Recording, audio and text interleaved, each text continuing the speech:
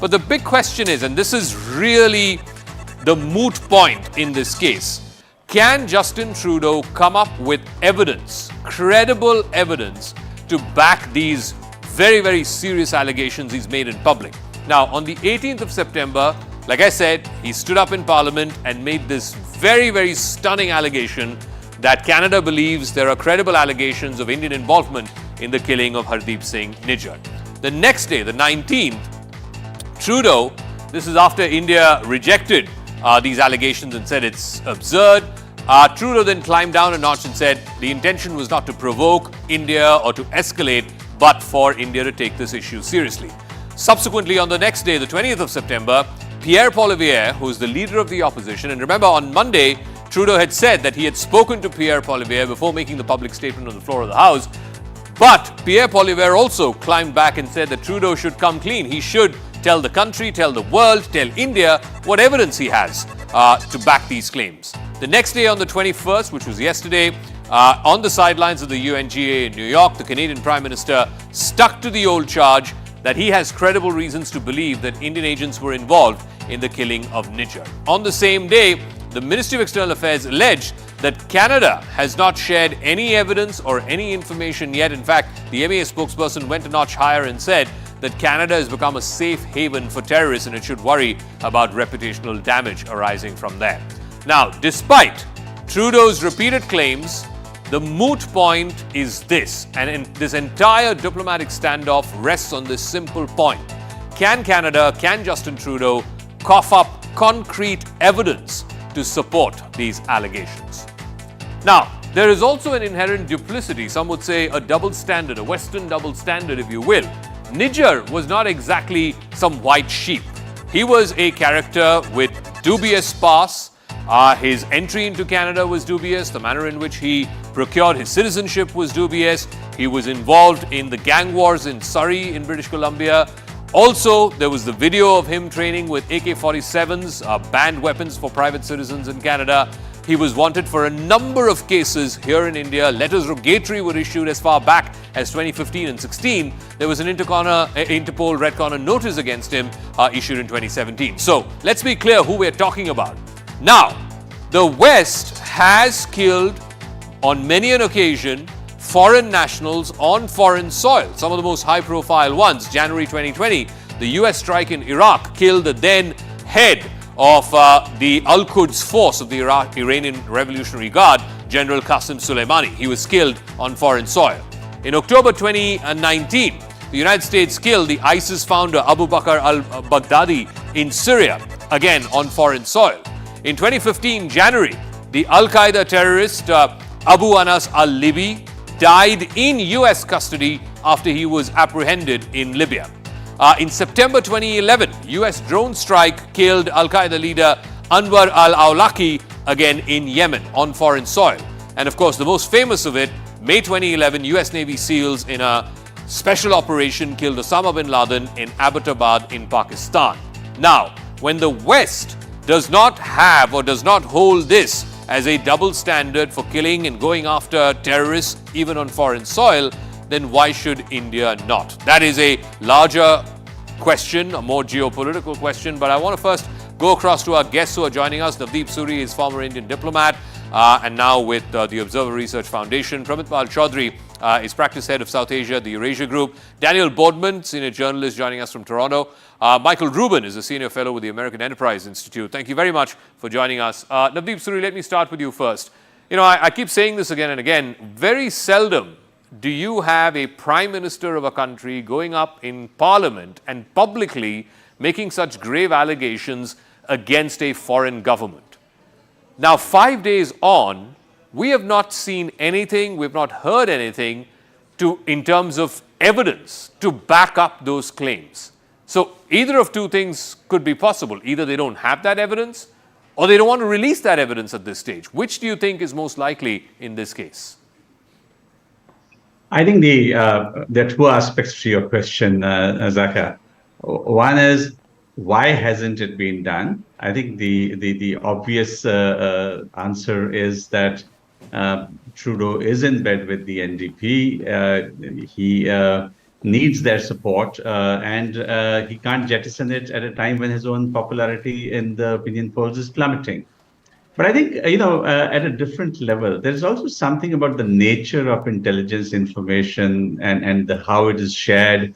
My own understanding is that mostly countries and agencies are much more comfortable sharing it with counterpart agencies from friendly countries rather than making these things public. Now, I understand the dichotomy. Why the hell did he make a public statement in Parliament if he wasn't in a position to share? Correct. But I'm just trying to put a nuance here that a lot of times sensitive information picked up by intercepts, picked up by whatever methods, whether through TechInt or signals or whatever, isn't the kind of stuff that agencies put out in public, but they do often share with friendly agencies. Okay.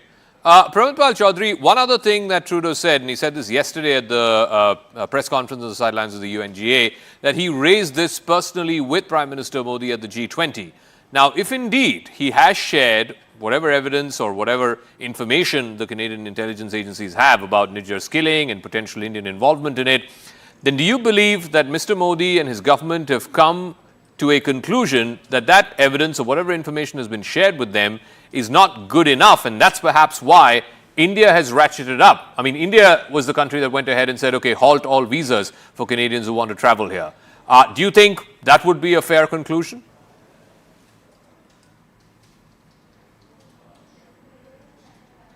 You're on mute, Pramit. You'll have to unmute yourself, please. Sorry. All right, go ahead. Yeah. Okay. Sorry, Dhankhar, your voice was a little difficult to understand there. So I'll just say on the question of the visa charge, the visa decision. Yeah. Yes, there is, I would say, a gentle escalation taking place here. India wants to send a message to Canada, but it doesn't want to disrupt the relationship beyond a certain point. There are many things India could have done further. For example, on Indian students going to Canada. I mean, the real problem for Indian students going to Canada is that the Canadian High Commission, even before the crisis, was taking 5 months to issue visas. Correct. And there's a lot of business relationship that's still taking place. But I think the game both sides are trying to do right now is send messages to each other about the strength or their concerns with each other. But this is standard diplomatic position, and it's not action, it's not an issue. But there's an additional reason I would argue India has had to put a freeze on visas for the time being. There are many, obviously, tens of thousands of Indian Canadians, a lot of them Sikhs, who have PIO cards, who basically have a long-term visa and have almost free entry into India. There is a concern that some Khalistanis may use or try to exploit the present crisis. We saw a Congress politician was assassinated a few days ago, and a Khalistani terrorist claimed responsibility. So my understanding is that a lot of those PIO cards will now be revoked or put under, and a lot of Indians from Canada will now be put under a tight visa screening process, partly because of the concerns that there may be some back. All right. Let me also, since Pramit mentioned this, I think we have a graphic where we can show. Look, Indo-Canadians form a substantial minority in Canada. If you look at the number of Indian students, for example, Canada is the second most favored destination after the United States. In fact, it is more favored for Indian students than even the UK, where with whom we've had traditional relations. Of course, some of the best universities are there in the UK. But despite that, look at the numbers. In 2018, there were 170,000 students who went to Canada. In 2019, it was 218,000. It dipped a bit in the COVID years, came down to 179,000. But just in the last couple of years, in 2022, it's gone up to over 300,000.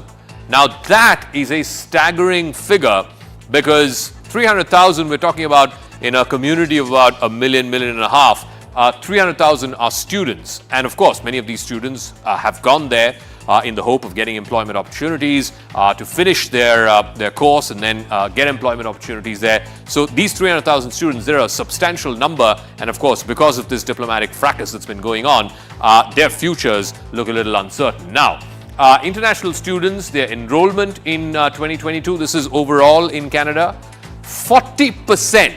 And this is again a staggering number of all the international students who come to Canada for higher studies. 40%, 4 out of 10 are Indian, are coming from India. The remaining 60% come from different countries, mostly from China, some from Europe, many from Latin America and Africa, of course. But 40% of all students who enroll in Canadian universities happen to be from India. So this is a huge economy. Now, many have asked the question as to why Canada is not reciprocating, in the sense India has put a halt on visas for Canadians who want to travel to India. Why is Canada not doing the same, putting a halt on visas to Indians, particularly students who want to go to that country? Let me ask Michael Rubin that. Do you see that possibility, Michael Rubin, that Canada could impose, because in diplomacy everything happens reciprocally, so Canada expelled a diplomat, India followed suit, there was an amendment to their travel advisory, India followed suit, but it's India that decided to halt the visas. Do you reckon Canada might do that, or would that hurt their economy in a way that could be debilitating, at least to the student economy? It's a great question. It would both hurt their economy, but the broader question is whether within the bureaucracy Canadians agree with Justin Trudeau.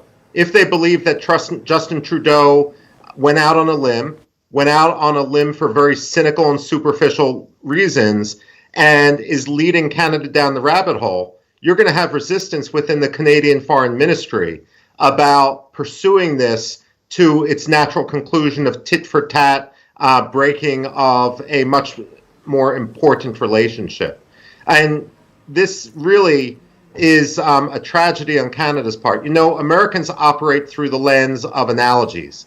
And the analogies most Americans will process this through would be the killing of Jamal Khashoggi, the Saudi writer, former intelligence agent, and dissident in Turkey.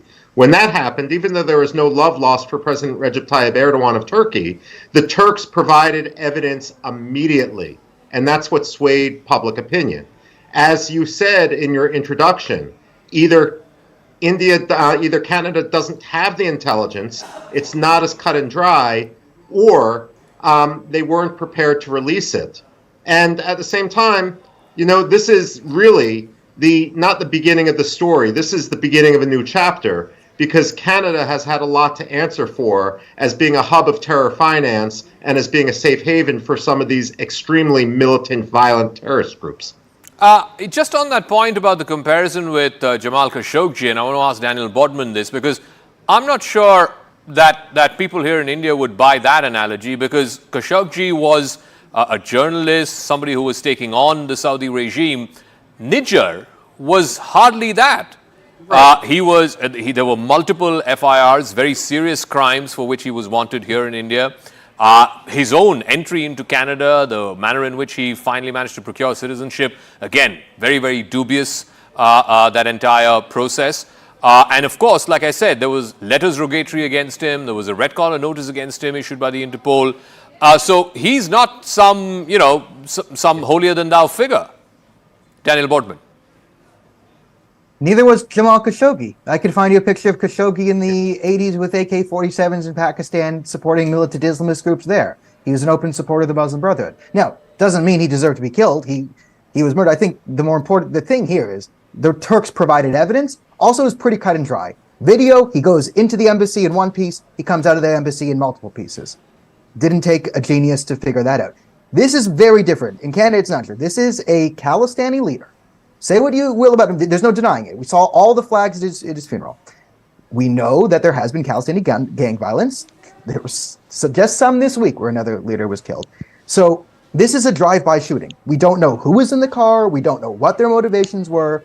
We don't really have a concrete, Harjit Singh Nijjar went into this room in the Indian embassy and then he died. That's not what we have. We have just something happening randomly on the streets and lots of speculation. So I don't see the two things as analogous on a lot of levels. There are some. It's never been the best analogy for me, I would say. But you know, yeah, I can understand India's frustration here, because the real thing here is we haven't put forward any evidence for the world, and we cannot just go to the world on a "you gotta trust me."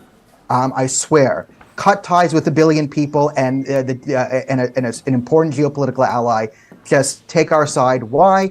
Well, because we think there might be a potential link, according to one intelligence report, that it's a potential link. So that's the thing here. There is no, the world could understand what happened to Khashoggi and empathize with him. No one really knows who was behind this. This is like a random drive-by shooting, which are not uncommon among Khalistani leaders in Canada. Yeah, I mean, one thing is, you have gang wars, you have these street wars, but you don't extrapolate that to create what has become the biggest diplomatic crisis between India and Canada in at least 40 years. But Navdeep Suri, one complication, and we don't know the full story here yet.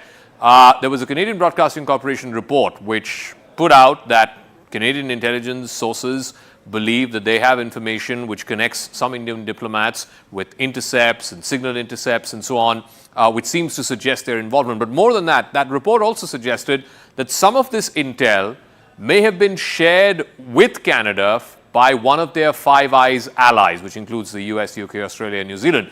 If that is the case, and I don't think it takes a genius to guess this, it's most likely the United States. If that is the case, if it's the US that shared this intel with Canada, and then this whole diplomatic fracas has happened, does that complicate this case further? And how? It does, because then Canada, again, with all the ifs and buts that you put in, then Canada can't really release any information without the US signing off on it. And that's what I meant in my initial comments, that all of this comes down to interagency cooperation. It comes down to what's the comfort level, and something as sensitive as this, where ties with India are concerned. Probably people at the highest level will have to sign off on anything that's released because of the implications of it. So, that process is unfolding as it'll unfold. But I do want to add a different point, Zaka, which is, everybody's been talking today about the Pew Opinion poll, which shows that 93% of Sikhs feel very strongly supportive of India within India. And 70%, when questioned, said to be anti-Indian is not to be a Sikh. That's a very strong sentiment that people have expressed. In the last elections that we had in Punjab, the only party that stood on a quasi-autonomous platform or quasi-autonomy platform got 2.4% of the vote. My sort of grief with this is, at a time when Punjab is completely peaceful, you've got these elements 10,000 miles away playing merry hell. Many of them have never visited India, and they are able to create these entities like the Sikhs for Justice, and we are carrying out this sham referendum, and we want to identify a Khalistan out of sitting somewhere in Canada. Yeah. And the stupidity of even that logic, that if you want to hark back to the 19th century and say, I want to revive the empire that Maharaja Ranjit Singh ran, which is the only time that the Sikhs actually had an empire. Well, its borders went all the way to Afghanistan, and much of Pakistan of today would be within that. So you want to set up a Khalistan in South Asia, please look at the country next door. You're looking at the wrong place. So it's just stupid at so many levels. And what galls us is the defense that the Canadians take of free speech. Because at some point, you have a responsibility to, at the time of the French Revolution, wasn't it Rousseau who said that I have a right to swing my arm, but the right to swing my arm ends where the point of your nose begins. Yep. Where does free speech end and incitement to violence begin? For me, the most revealing thing, and I'm sure all of our panelists and our viewers remember this as well, I think it was in Brampton a few months ago, there was this float. It's like a tableau play, a float that was taken off Indira Gandhi's assassination with her bodyguards and, the cutouts of her and her bodyguards. A question that I wanted to ask at that time, and I think I asked it in the show as well, would Canada allow a similar float of the 9/11 attackers with the World Trade Towers and the planes going into the World Trade Towers and a cutout of Osama bin Laden and the other, bombers who were there in the airline? Would that be acceptable? I mean, because, an act of terrorism is an act of terrorism. So you can't say good terrorists because they killed Indira Gandhi, but bad terrorists because they brought down the Twin Towers, right? Anyway, so let me, the other real domestic reason, and I'll get Pramit also to weigh in on this, this is where polls are right now. This poll out just earlier this morning. If polls were to be held today in Canada, Justin Trudeau would lose, and he'd lose by a wide margin. Overall, amongst all Canadians who took part in that poll, Trudeau is just at 31%. These are his worst poll numbers since he became Prime Minister. This is his second term. Pierre Poilievre, who is the leader of the Conservative Party, the leader of the opposition, he is at 40%, which means there's a 9% differential between Pierre Poilievre and Justin Trudeau. The person who comes third is Jagmeet Singh, the leader of the New Democratic Party. He's got 22%, not far from Trudeau's own 31%. So you see, what Trudeau's trying to do here is to make sure that Jagmeet and the entire vote that the NDP gets, and I think they have about 24 MPs right now, but at 22% vote share, he could likely get more, or maybe even if he gets around that same figure. What he's trying to ensure is that entire vote that Jagmeet Singh's NDP is garnering, that will stay with the Trudeau coalition. That's what he's trying to do. He's basically trying to show his loyalties to that side, the extreme left wing of this Liberal coalition, in a way that it's jeopardizing one of the most important bilateral relationships that Canada has currently. So let me ask Pramit Pal Chaudhary this. I mean, yes, politicians do all kinds of things, domestic political compulsions, compel the best of politicians to do the most stupid things. Is this some sort of an explanation as to why Justin Trudeau has literally, I mean, he's thrown this diplomatic relationship under the bus? Okay, well, I'm not a complete expert on Canadian politics, but I think, well, yes, he is dependent on the NDP to maintain his presence, his present majority in Parliament. So he has been tacking anyway in that direction. But the NDP, I don't think, is just a Sikh party. It just happens to have a leader who is a Sikh. It's a much more of a labor union party than it is a Sikh party. But I think if you look at the poll, what's striking is that 38% of people don't have an opinion. They didn't know how to respond to Trudeau, and he has been declining in the polls. But so I think for him, it's really about trying to build little bits and pieces of a coalition together to build up his numbers. And part of that is, yes, the Sikh community. But part of that, for example, is also the Ukrainian vote. Ukrainian Canadians are one of the largest ethnic groups in the country. British Columbia, for example, has a large Sikh community. It also has a very large Ukrainian population, which is one of the reasons within the G7, Canada has taken the harshest line on the Russian invasion of Ukraine. It's a perfectly sound line to take, but it is also partly driven by domestic politics for Trudeau. Ultimately, for a country like Canada, I would argue it doesn't have a major security issue in its neighborhood. It doesn't have major geopolitical concerns because it has the United States next to it.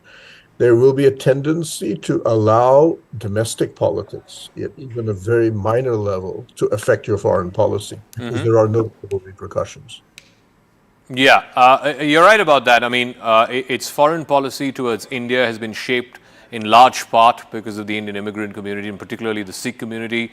Similarly, its foreign policy towards China has been shaped in large part by the immigrant Taiwanese community, immigrant Hong Kong community, as it were, and of course the Russia-Ukraine comparison that you gave as well. But Daniel Boardman wanted to make a point, and I'm getting a piece of breaking news in connection with this story as well in just a moment. But yes, Daniel. Yeah, it should be clarified. You got it right. The NDP and the Liberals do hold a coalition together somewhat. It does affect Justin Trudeau.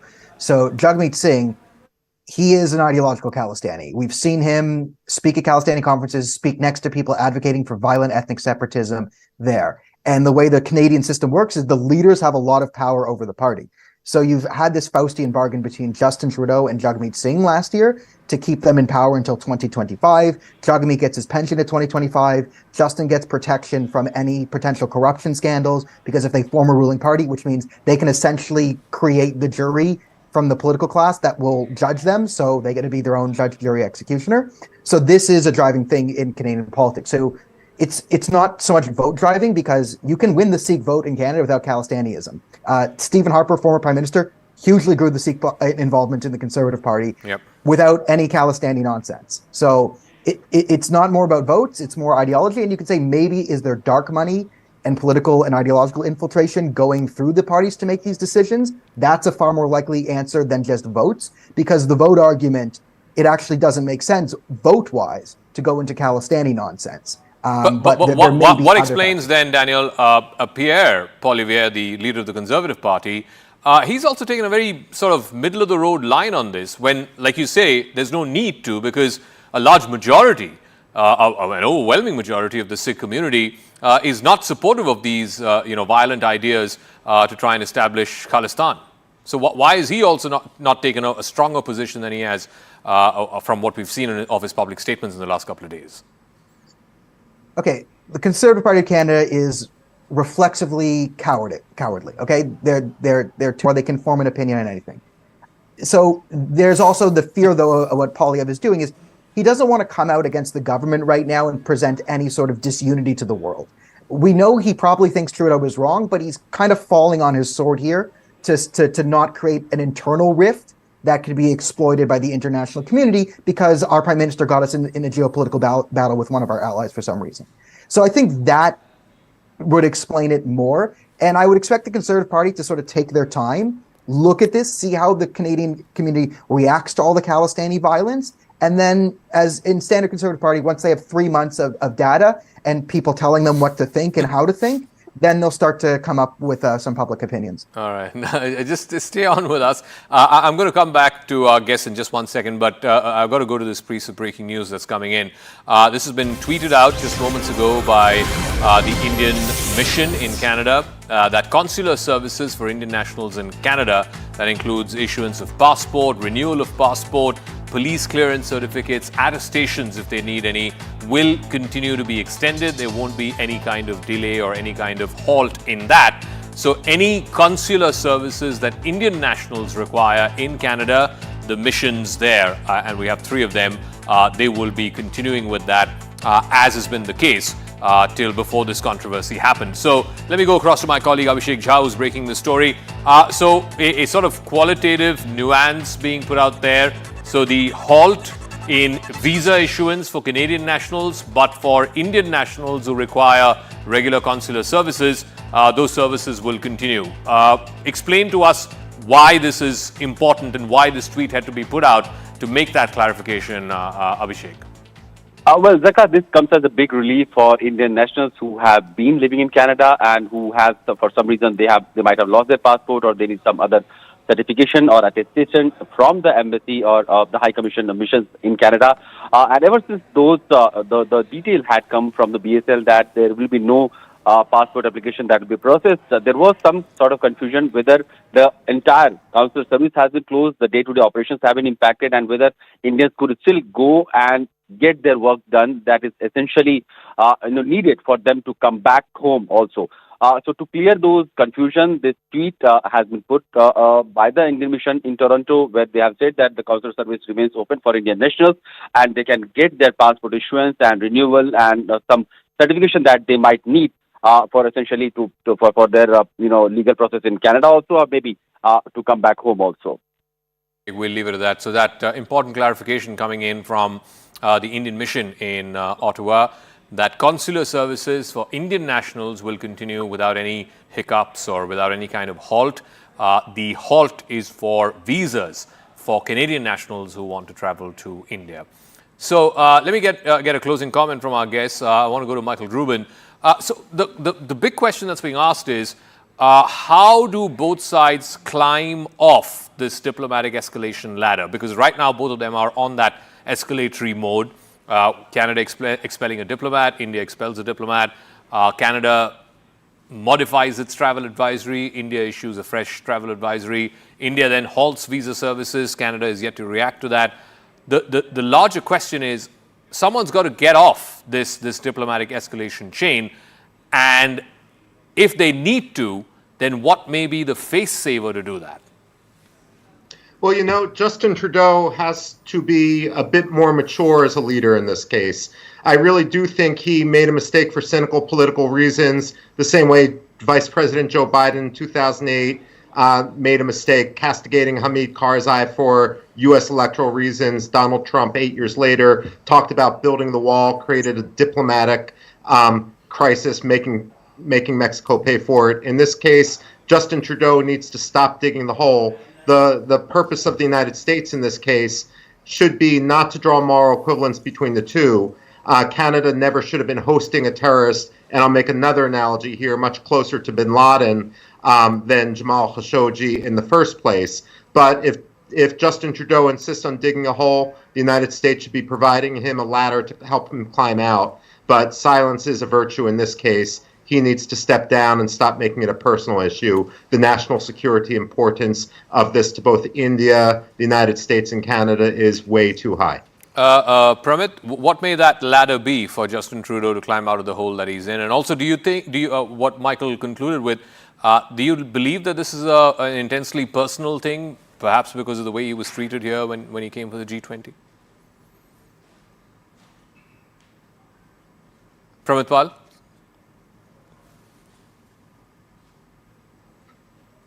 I think, again, you're on mute, Pramit. You need to unmute.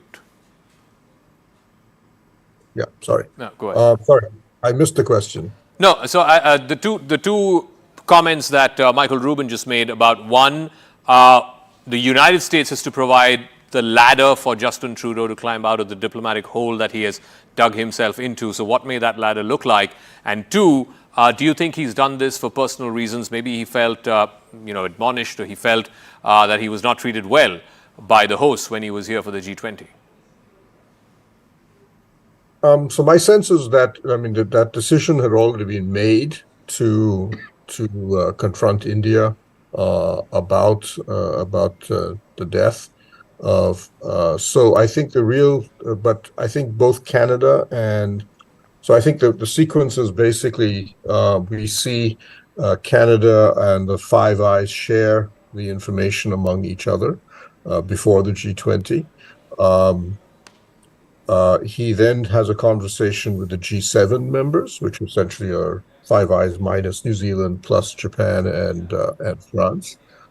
But I don't think there was any. There were media reports that he wanted the G7 to make a statement. That I think is incorrect from what I have heard from a number of diplomatic sources. It was just he used that opportunity to speak to the G7.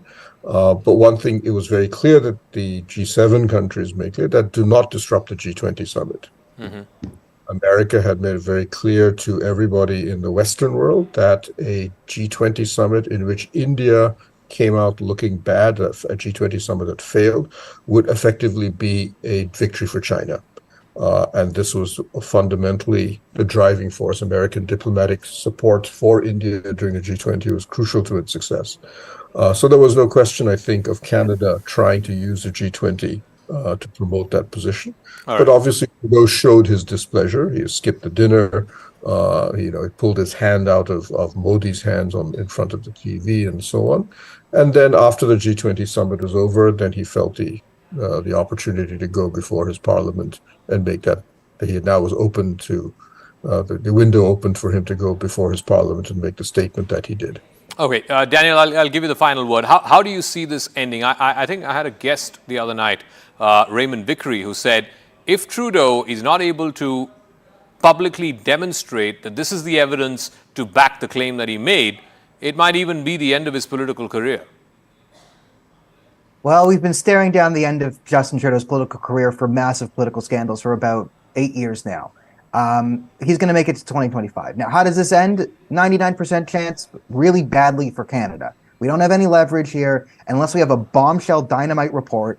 There's nothing we could do. And even if we do have a report, what can we even make India do? I mean, geopolitics 101, might makes right. What are we gonna do? Send Justin Trudeau over to lecture you guys about the need for diversity, equity, and inclusion? What's our leverage? What's our end game? So this ends when Justin Trudeau sort of puts down the gun and walks back, or when he's voted out of office in 2025. And it's unfortunate and it's sad for Canada and India because we've been allies so long. We fought together in World War II. We're kind of cousins from the old British Empire Commonwealth. It's just sad. It's stupid. It's sad. It's counterproductive, and it's not going to end well. And I really wish we had great relations like we did a couple of weeks ago. But okay, all right, we'll see how this plays out.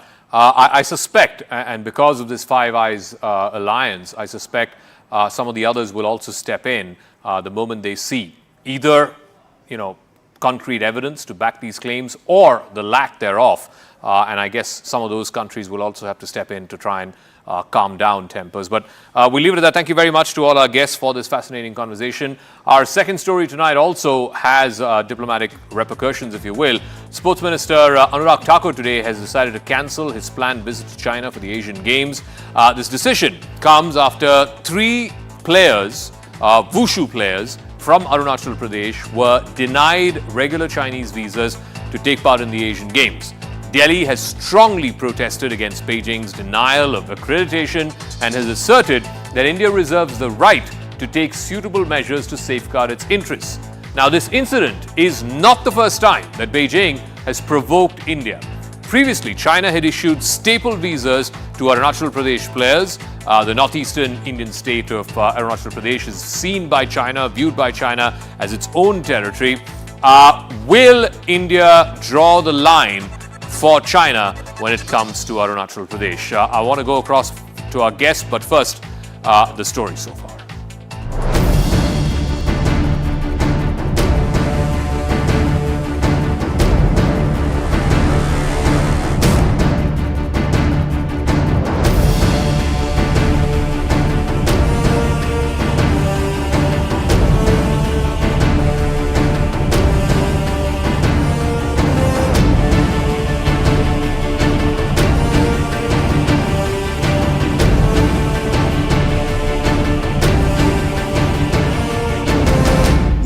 India athlete got already visa for enter in China.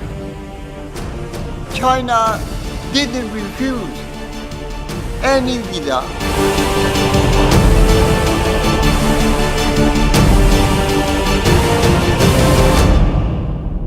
All right, so this is the latest chapter of this ongoing diplomatic face-off between India and China. We have the border situation, which hasn't resolved itself. And of course, now there's staple visas for Arunachali players. Again, an issue that dates all the way back to 2007-8. G. Parthasarathy is former Indian High Commissioner.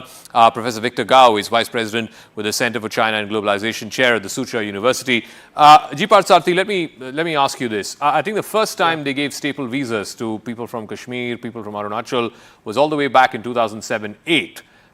India has been making noise about it. India has, had diplomatic protestations about it. But really, the Chinese have not changed their policy. They have not changed their tactics. What does India now need to do to draw the line to say that this is unacceptable?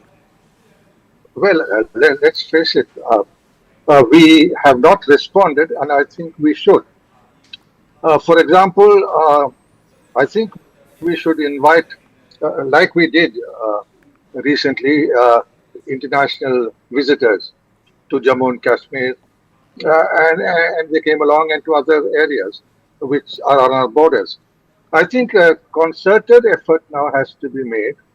Firstly, to get foreigners, ambassadors, and so on, and group tourists to come in large numbers to two beautiful tourist havens, Ladakh and Sikkim and Arunachal Pradesh.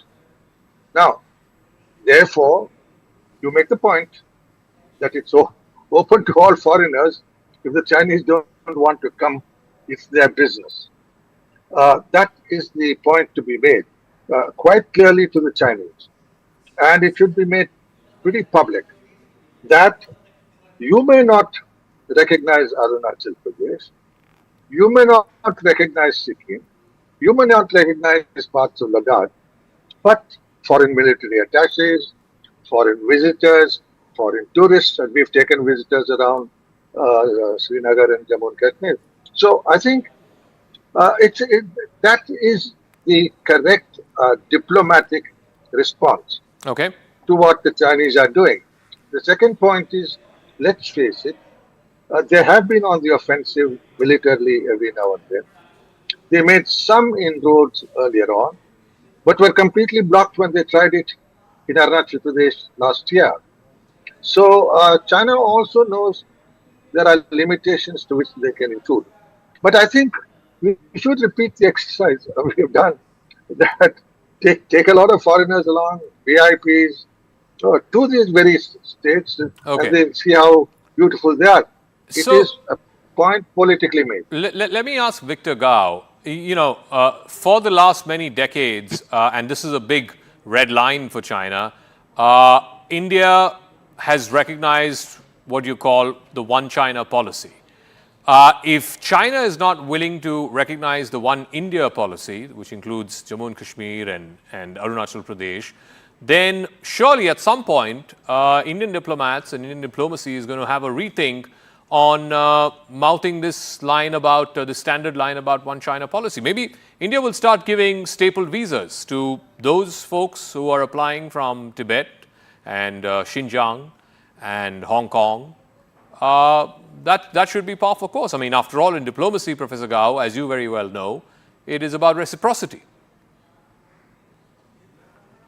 Thank you very much for having me. First of all, it is very unfortunate that there is this row between China and India about some participation of Indian players in the Asian Games in Hangzhou and the decision by your sports minister not to participate. It will be a loss for India because the Asian Games is about to open. Lots of heads of states and heads of governments and athletes from more than 50 countries will be there. It will be one of the most splendid Asian Games ever in human history.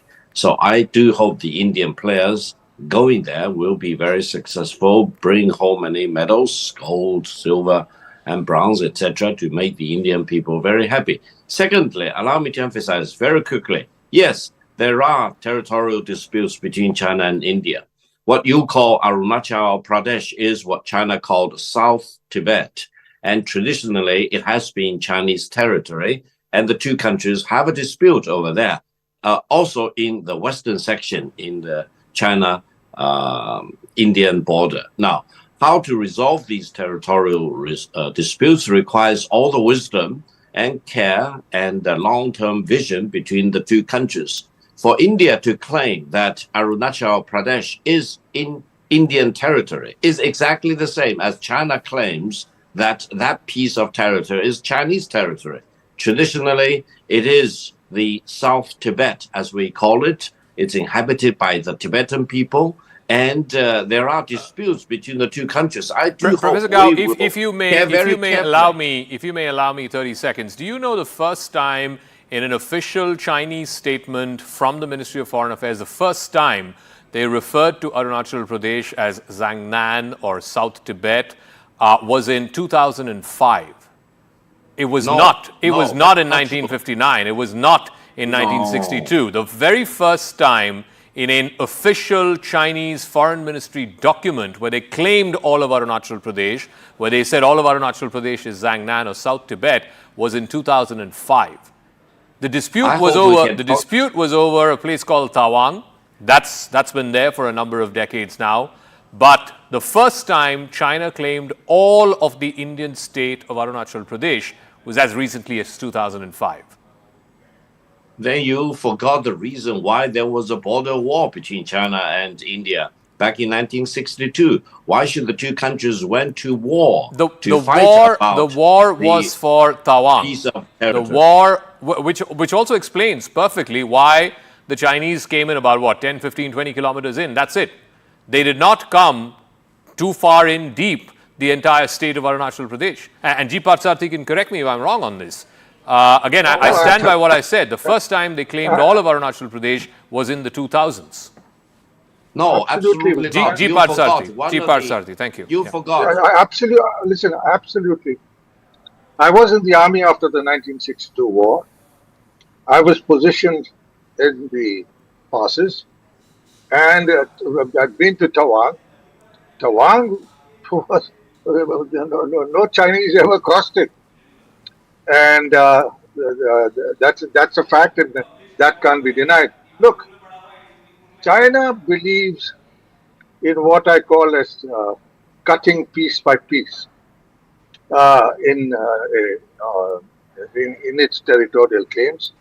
It keeps increasing with the passage of time. Certainly, in the British days, and even when the Kuomintang was there, and even for the first 15 years of communist rule in China, none of these claims were made. Yep. They came later. And in fact, I recall seeing some of the records in the discussions with Premier Zhou Enlai was here. He didn't appear to like what he had done, but he yielded to the wishes of Mao. Zhou was not all that happy about what had happened. So there is, I think, right now, Xi Jinping is a second version of Mao, with excessive ambitions, territorial and otherwise. Okay. So I think the important thing is to respect the lines of control we've had. They never crossed the McMahon line before 1962. They were very careful about Ladakh before that. And I think China should also realize that it has been having with us. It has territorial disputes on land. It is trying to seize our land. It has maritime territorial disputes with every neighbor, ranging from South Korea down to Philippines. Yep. China has invaded the territory of all its neighbors. Yeah. And I think that's a thing my Chinese friends should learn. Visit any one of your neighbors and ask them what they think of you. They'll call you expansion. So, Professor Gao, please respond. What explains then? You look at the map of Northeast Asia and Southeast Asia. Look at the countries that China has maritime disputes with: Japan, South Korea, Philippines, Vietnam, Indonesia. Surely, the common linkage in all of this is China. It is China that has a problem with all of these countries. In the case of India, yes, there is a historical border dispute with China, and of course there is the border issue with Pakistan. But other than these two countries, India does not have a border dispute with any other one of its neighbors. Allow me to respond. Thank you very much. You know for sure that there are 14 land neighboring countries for China. China signed a border treaty with 12 of them. The only two exceptions are India and Bhutan. Now, you mentioned Vietnam. China and Vietnam signed border treaties between each other, solving all the territorial disputes between the two countries. As far as their land border is concerned, there is some maritime territorial disputes between China and India. But keep that in mind. When China came up with the 9 or the 10 dashed line, it was after the Second World War, around 1947. Now, when China took possession of all the islands, reefs, atolls in the South China Sea back in 1945, There was no independent Vietnam. There was no independent the Philippines. There was no independent Malaysia. There was no independent Indonesia. All these countries, now we recognize with due respect, did not even exist. They were ruled by the European and the American colonists. And China was the only sovereign independent country back in 1945 after sacrificing tens of millions of lives in defeating fascist Japan. That's the reason. You just need to do a little bit of history to know, that China's territorial ownership of the Isles to say that the McMahon line was drawn in 1912 or 1915 and we don't recognize it, to say that in 2023, I mean, it's just, I'm really sorry, it's just, it's just tone deaf. I mean, I can't think of anyone who would say that we can't recognize a line 100 years later because it happened to be not in an independent India or an independent China. We'll leave it at that. Thank you very much to all our guests. But like I said, I think this issue has been hanging fire for a number of years. This whole business of staple visas.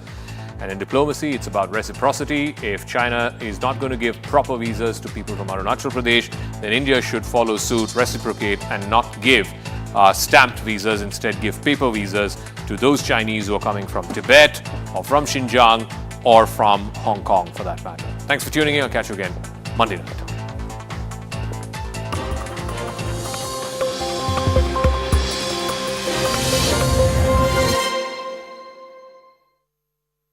Presented by मैं उठा था, उसके बाद सीधा 4 बजे मैं यहाँ पे आ गया था sir.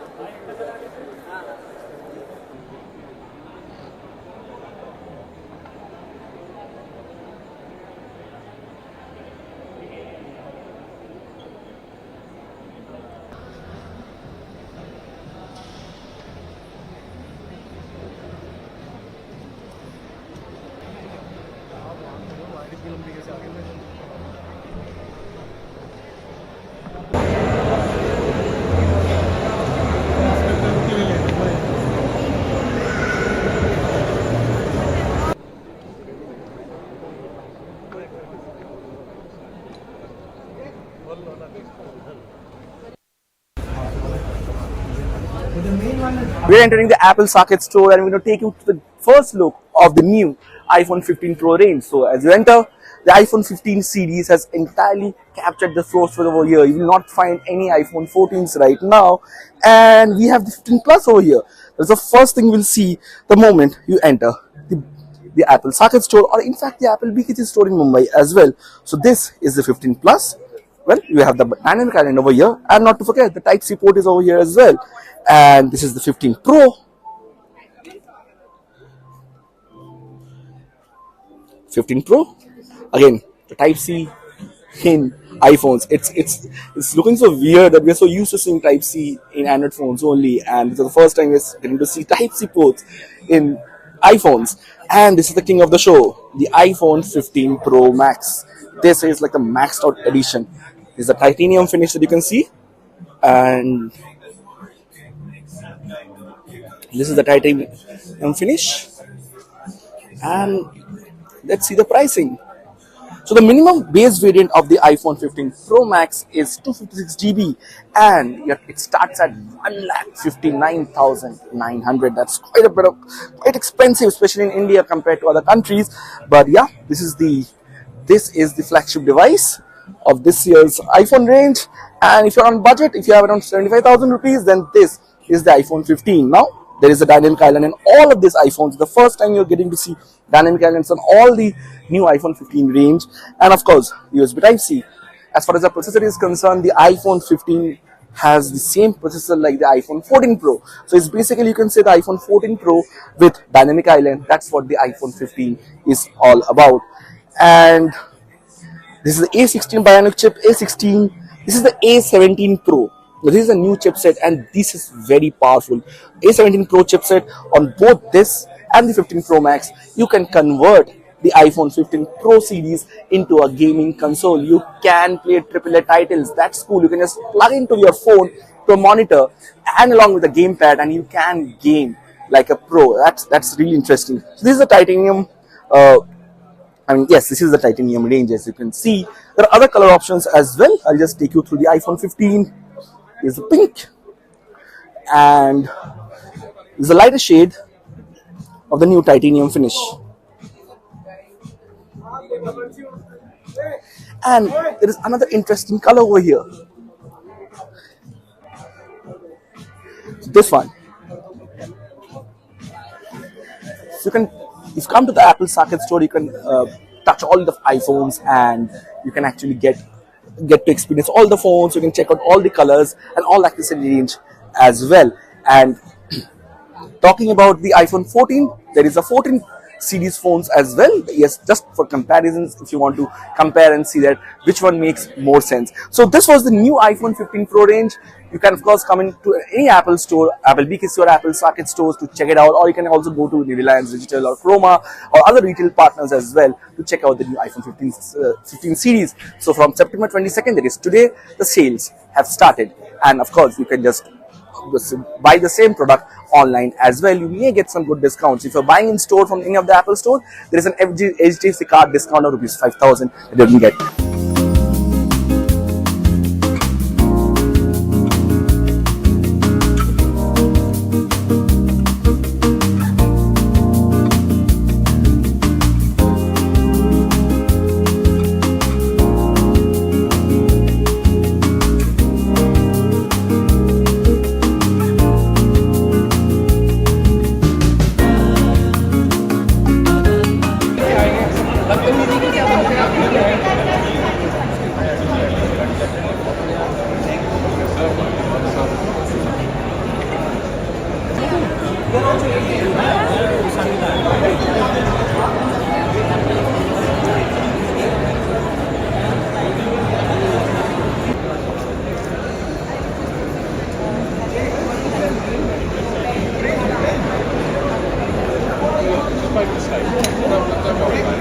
First time for everyone.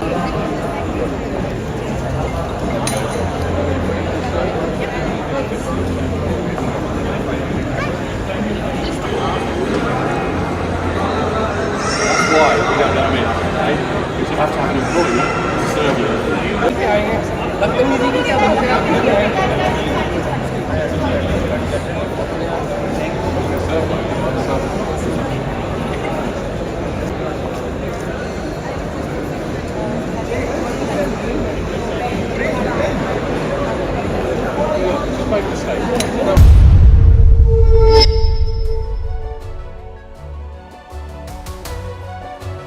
Hello, Namaskar. This is First Post and you're watching Vantage with me, Palki Sharma.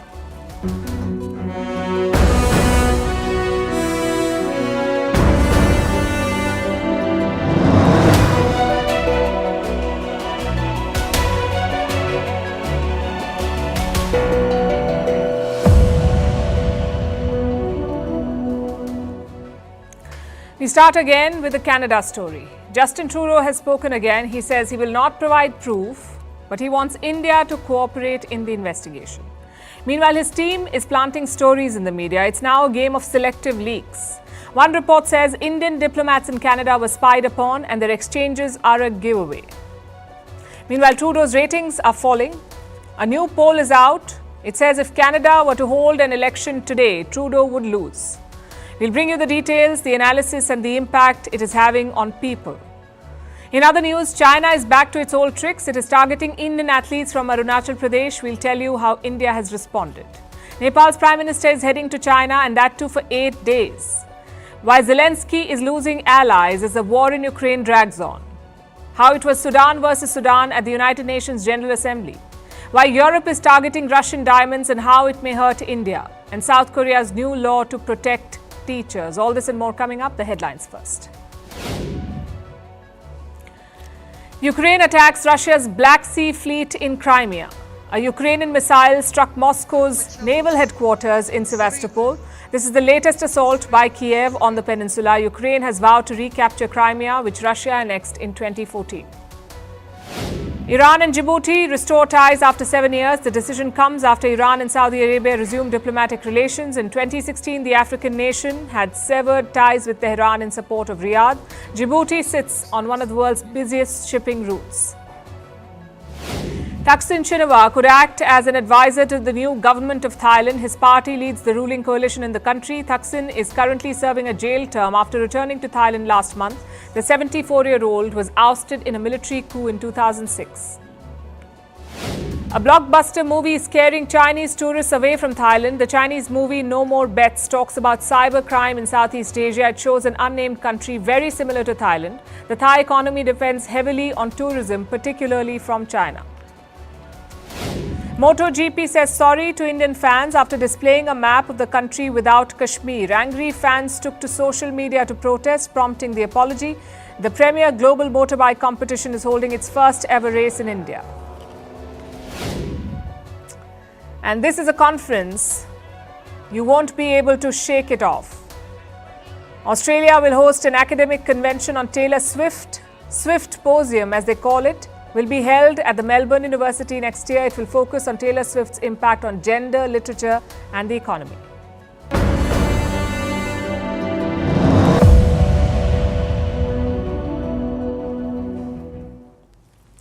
Canada's spat with India is entering a new phase. Ottawa is changing its approach. They're trying to reclaim the narrative from verbal volleys. Canada is shifting to selective leaks. Some stories have come out today, all with source-based information. They're attributed to the Government of Canada. None of these officials is speaking on record. Different Western media outlets have published these stories, all with similar conclusions. Broadly, there are three takeaways. One, Canada is apparently sitting on clinching evidence. There is some secret intelligence, and it's been gathered through questionable means.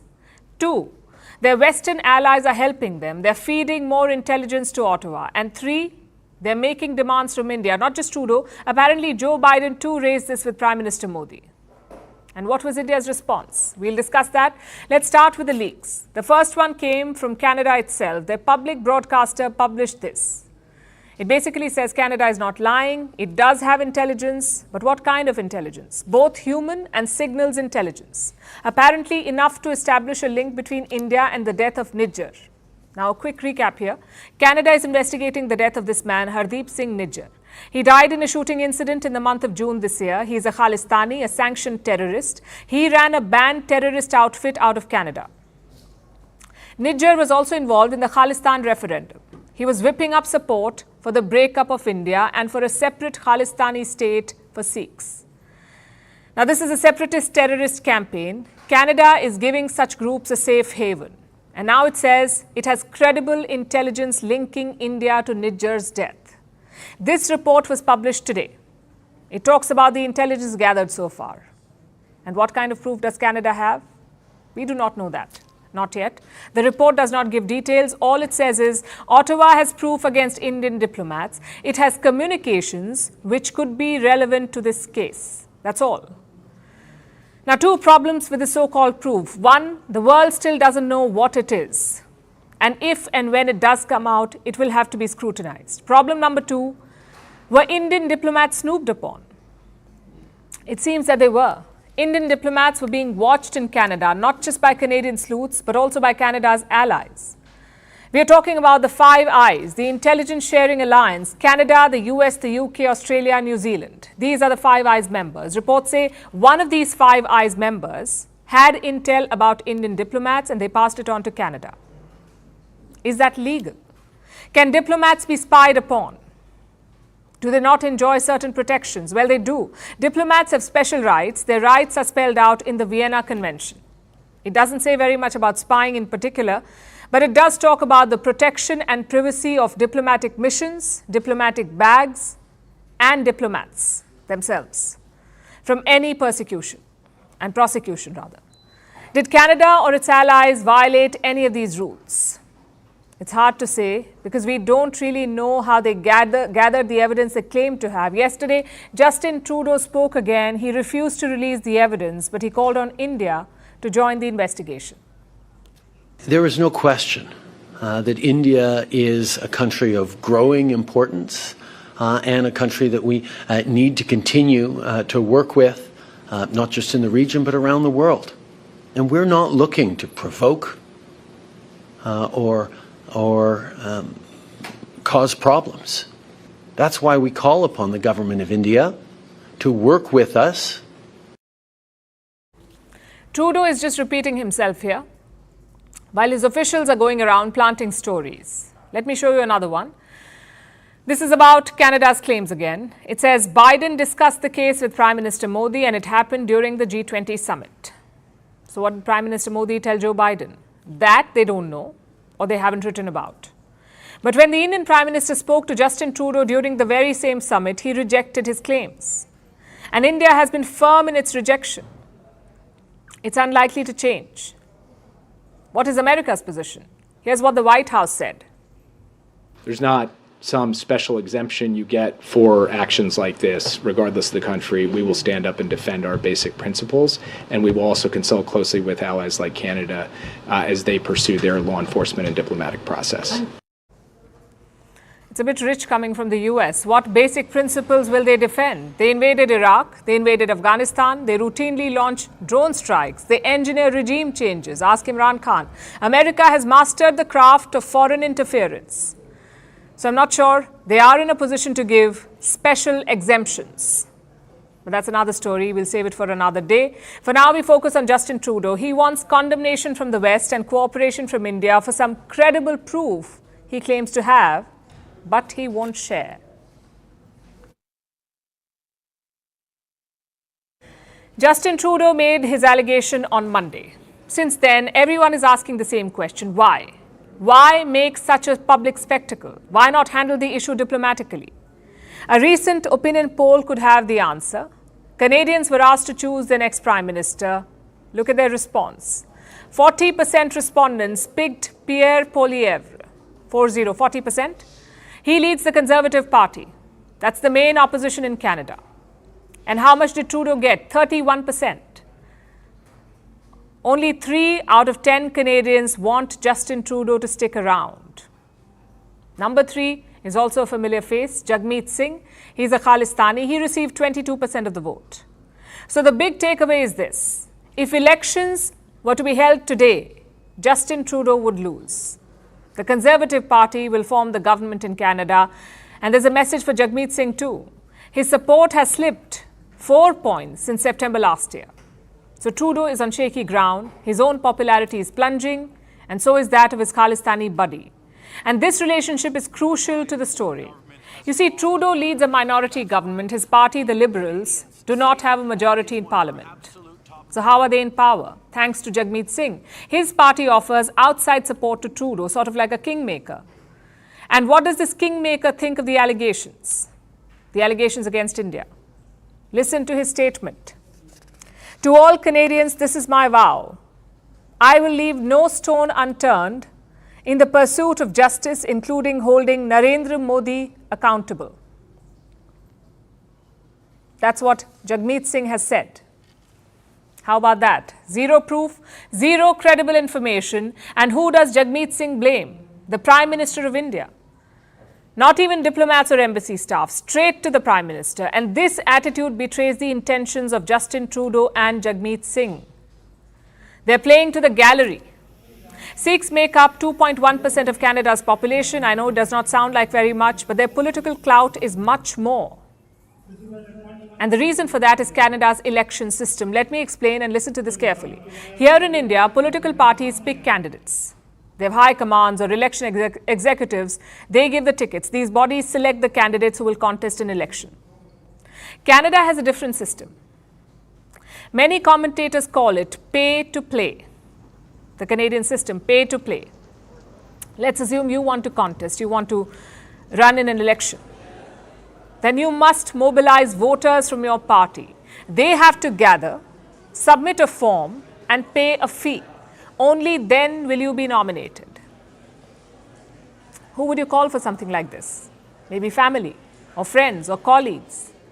But what if you had an organized religious congregation, one where every family knows the other?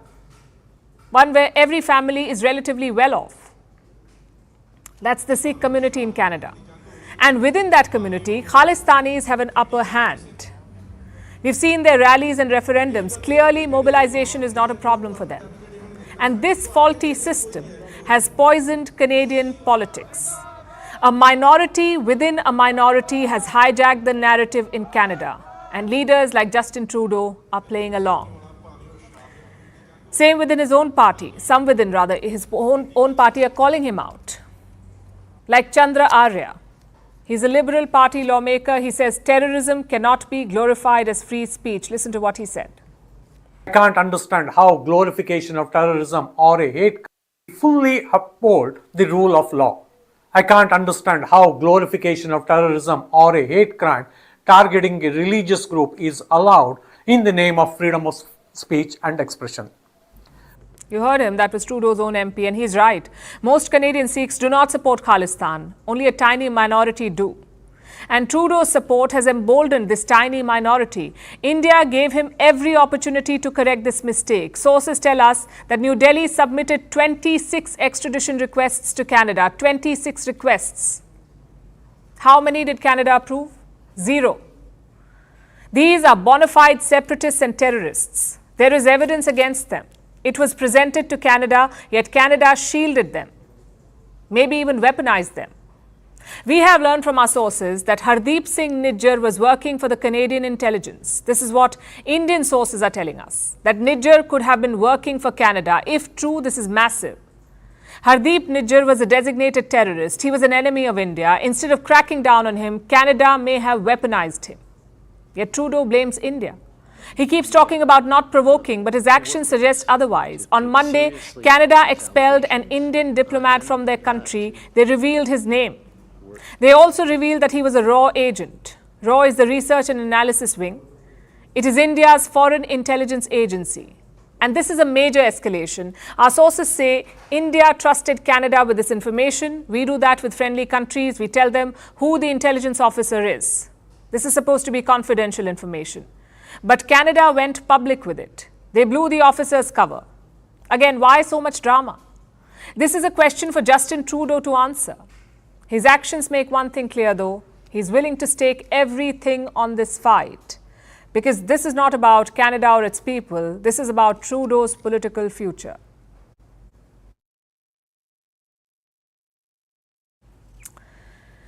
This is like a boxing match now. Both sides are trading blows. But what about the people caught in between? Real lives are being affected, first by Canada's appeasement of Khalistanis and now by Justin Trudeau's dramatic actions in support of a sanctioned terrorist. Yesterday, India closed visa services to Canadians. The move led to panic. Canadian visitors, travellers, and even Indians rushed to airports. They changed their travel plans. They decided to leave before the row escalated further, and the result was this. Airfares have shot up dramatically by as much as 25%. So what do the prices look like? $1,000 for a round trip, economy class from New Delhi to Toronto or Vancouver, $1,000. This was the usual rate. And what are the prices like now? $1,300, in some cases more than $2,000. It's a serious spike. And it's because of the surge in demand. But why are people in a hurry to leave? Different people have different concerns and different reasons. The tourists are afraid of border restrictions that may come into force. As of now, there is no indication that this will happen. Neither side has made any move to impose such border restrictions. But given the present climate, no one wants to take a chance. The community that's most worried is the students. They are in a fix. And they all have one question. Should they still make plans to study in Canada? Unfortunately, no one has the answer. Even Canadian universities are not sure. Some of them spoke to prospective students this week and they told them, don't pack your bags just yet. Canadian universities have 2 academic sessions. The spring session starts in January. The fall session begins in August. So university officials are advising students and they're telling them, delay your enrollment. Instead of January, come to Canada in the month of August. Start your classes in the fall session. Now, for the record, Canada has not stopped issuing student visas. Then why are these universities worried? Well, they feel the diplomatic turmoil could lead to visa delays. Students might find it hard to get a visa, so it's better to wait it out. And remember, Canadian universities want Indian students. They account for a large chunk of their revenue. Last year, more than 200,000, more than 2 lakh Indian students enrolled in Canada. These students gave Canada's GDP a bump. In 2021, Indian students boosted Canada's GDP by almost $5 billion. So a complete halt will hurt Canada economically. Not to mention, leave these students in the lurch. Now, what about the students who are already there?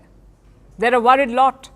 And the uncertainty is not helping them. There are many stories in the Canadian press. These students have wide-ranging concerns. Some of them wanted to bring their families to Canada. They're not so sure anymore. They're also worried about a possible retaliation from Ottawa. Plus, the security assessment is concerning. New Delhi, as we told you earlier, has issued an advisory. Indian citizens have been asked to exercise extreme caution, to remain vigilant. Students have been asked to share their contact. The Indian mission in Canada is creating a database. And this situation is deeply unsettling, not just for these students and their families, but also for the business community. Before the crisis blew up, business ties were growing. In 2022, Canada sold fossil fuels worth nearly $1 billion to India, fertilizers worth more than $700 million, and plant fibers worth almost $400 million to India.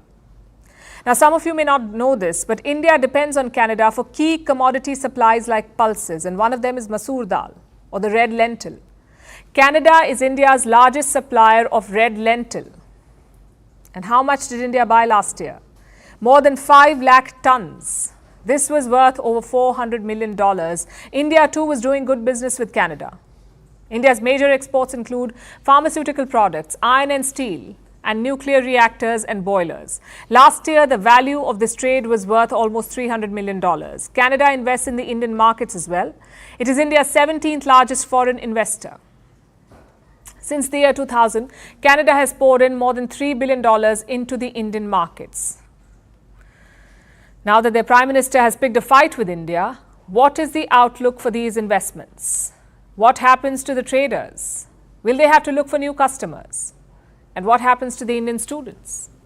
Their fate hangs in the balance.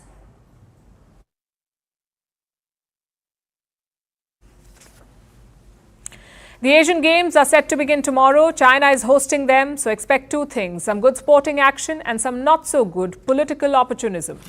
We've already seen incident number one. On Thursday, India's wushu team landed in China. Wushu is a martial art. It is said to have originated in China. Now, India's wushu team had 11 members, but 3 of them never made it to China. Why is that? India says because Beijing denied them entry. All 3 athletes are from Arunachal Pradesh. China claims this region as part of South Tibet, so no entry. India says this is targeted and premeditated. Listen to the government statement, and I'm quoting. Arunachal Pradesh was, is, and will always remain an integral and inalienable part of India. China's action violates both the spirit of the Asian Games and the rules governing their conduct. Now, how has China responded to this? There are 2 responses. One is from the Chinese government. They say all athletes with valid documents are welcome to China. Listen to this. As the host, China welcomes athletes from all countries to attend the Games with valid documents. China doesn't recognize the so-called Arunachal Pradesh province you've mentioned. The southern Tibetan region is part of China's territory. Of course, they mentioned Arunachal Pradesh, but words and maps do not decide authority. The people of Arunachal Pradesh do. Having said that, let's focus on these so-called valid documents. I presume they're talking about visas. Did China not issue visas to these athletes? That's where the second response comes in. This is from the Asian Games officials. They say visas were issued, but India rejected them. Listen to this. These Indian athletes got already visa for enter in China. China didn't refuse any visa, but the problem is, according to the Chinese government regulations, we have the right to give them different kind of visa. But unfortunately, these athletes didn't accept this visa. Let me repeat that. We give them different kind of visa. What does that mean? Perhaps staple visas. And it wouldn't be the first time. China did something similar during the World University Games. The same 3 athletes were targeted. China issued them staple visas. Your normal visas are stamped on the passport, but a staple visa is not. It is instead pinned or stapled to the passport, so you can take it off at will. And why does China do this? To assert their claims over Arunachal Pradesh. Reports say China started doing this in 2009. India, however, does not recognize this kind of visa. And this time, New Delhi is escalating matters. A diplomatic protest has been lodged with China. The Sports Minister of India, Anurag Thakur, has cancelled his visit to Hangzhou. That's where the games are being held. China's move should not be seen in isolation, though. They're part of a larger trend. Last month, they released a new map. 2 Indian regions were shown as Chinese territory. One was Aksai Chin, the other was Arunachal Pradesh, the same state. And this obsession is an old one. China considers Arunachal Pradesh to be unfinished business. It's called the 5-finger policy. Mao Zedong came up with it. He said that Tibet is China's right palm. And this palm has 5 fingers: Ladakh, Nepal, Sikkim, Bhutan, and Arunachal Pradesh. These are the 5 fingers. Mao said China should liberate these regions. In other words, invade and occupy them. Now, do you see why this is a problem? 3 of these so-called fingers belong to India, and 2 others are sovereign nations. But China doesn't care, and recently their approach has become more aggressive. Whether it's border incursions or map warfare or diplomatic escalations, China says, ignore all these problems, let's focus only on the positives. But India has rejected that approach. New Delhi says peace at the border is the #1 priority for India. Fix that and normalization will follow. But clearly China is not interested in that. They're doing the exact opposite, needling India even in sporting events. Just think about it. The Asian Games are supposed to be about unity and solidarity, about showcasing Asia's prowess. You can't do that without India and China. These are 2 countries who will define the Asian century. Yet Beijing chooses to politicize it. We can only hope that global sporting authorities are watching what's going on, that they will take action against China, although considering the recent past, I wouldn't hold my breath. Hosting such events is considered an honor, a privilege for the host country. But China has turned it into a weapon, a stage and opportunity to make petty political points.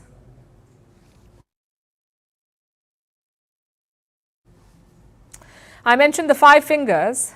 The leader of 1 finger is heading to China. Pushp Kamal Dahal, aka Prachand, the Prime Minister of Nepal. He will be attending the Asian Games opening ceremony tomorrow. He will also meet Chinese President Xi Jinping.